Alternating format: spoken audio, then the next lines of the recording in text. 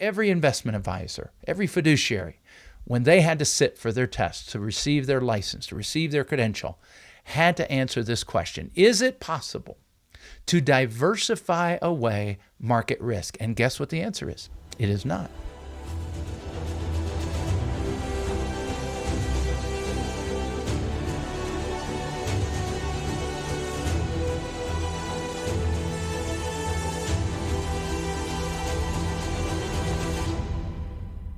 Hey folks, Colin Richards here, president and founder of Lord & Richards, and I'm once again excited to be talking to you in this segment of the Lord & Richards Show about how you can achieve financial independence without worry.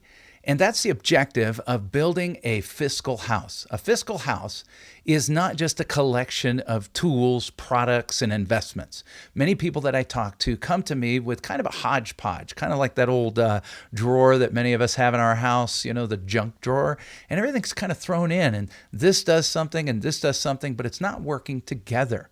You see, when you take lumber and wire and plumbing and you take that and put it together into a beautiful form, we can make something wonderful called a house, a place to dwell in, secure and beautiful. Well, that's what we want to do with your financial future. We want you to have safety, security, and beauty in your financial future. And that means pulling together all the different pieces, whether it's stocks, bonds, ETFs, annuities, life insurance, things, solutions to handle long-term care, market-linked CDs, investments that are a little bit different like real estate and commodities, or special strategies that involve trying to hedge your bets like options and buffered ETFs.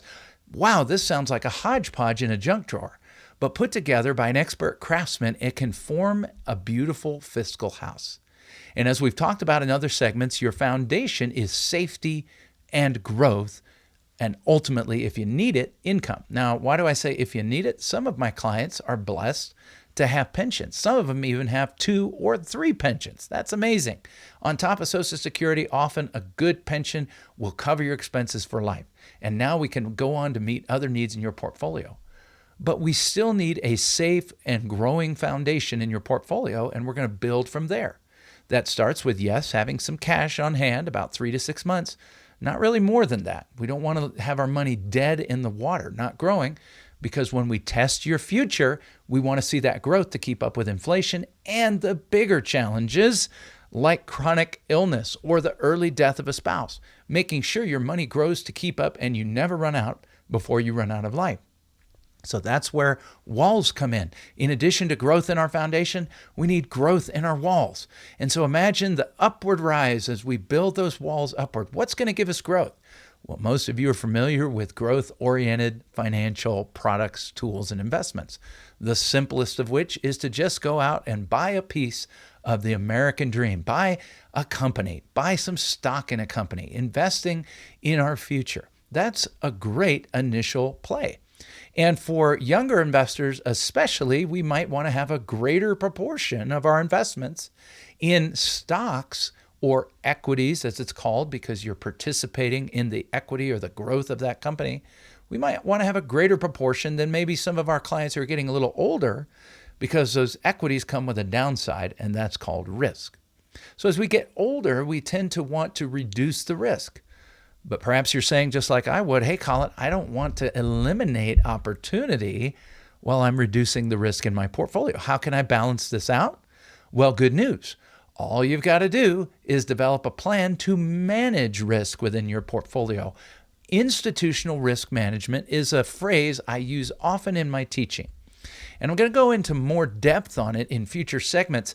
But what I'm talking about today is not just doing the same thing everybody else is doing.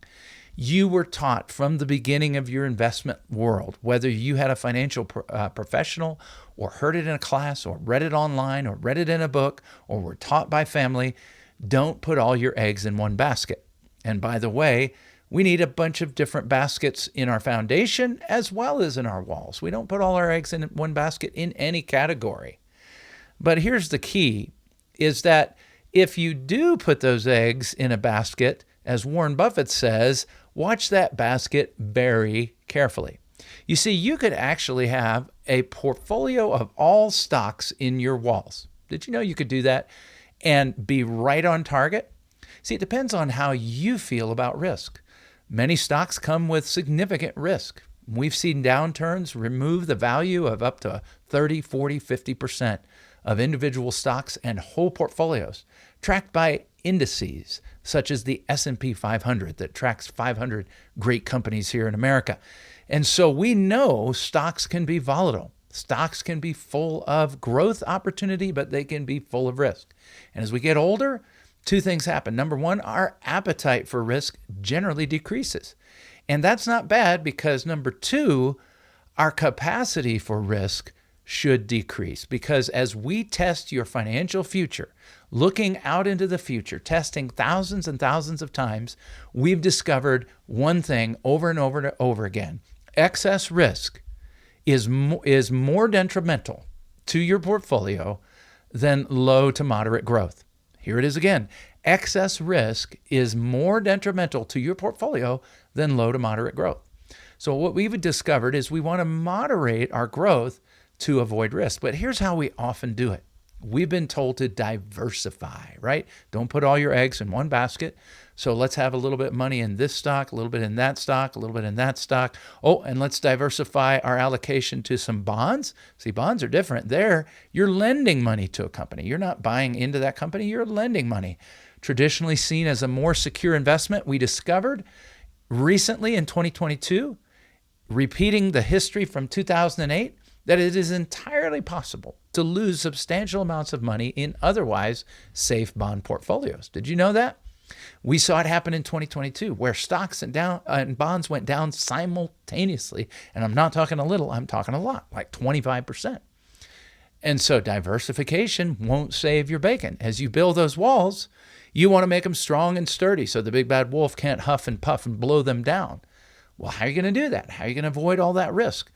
Institutional risk management. You say, Colin, I'm all ears. What's institutional risk management? Well, it's a step beyond just mere diversification. As a matter of fact, every investment advisor, every fiduciary, when they had to sit for their test, to receive their license, to receive their credential, had to answer this question. Is it possible to diversify away market risk? And guess what the answer is? It is not. Now, you might feel like you're doing okay because you go through little tremors and the investments behave the way they're supposed to. Maybe your bonds stay level when your stocks go down.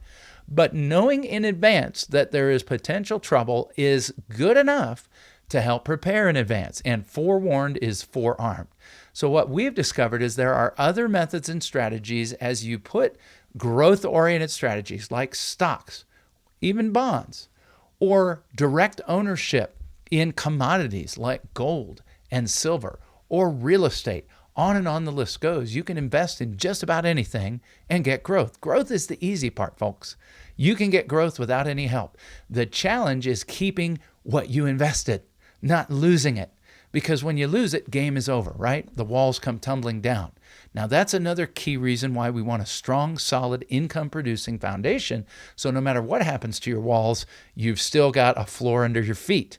But better to institutionally risk manage your walls to make sure they don't come crumbling down. In our next segment, I'm going to talk to you about specific strategies you can implement to manage risk in your walls, in the stock or equity and bond portfolio that you use to build those walls. In the meantime, I'm excited to be visiting with people just like you, people calling in from my radio program or finding us on the web or discovering our podcast, our YouTube channel. Folks are coming in every single day, excited to build their fiscal house. We call it a comprehensive financial plan, and it just starts with a simple phone call.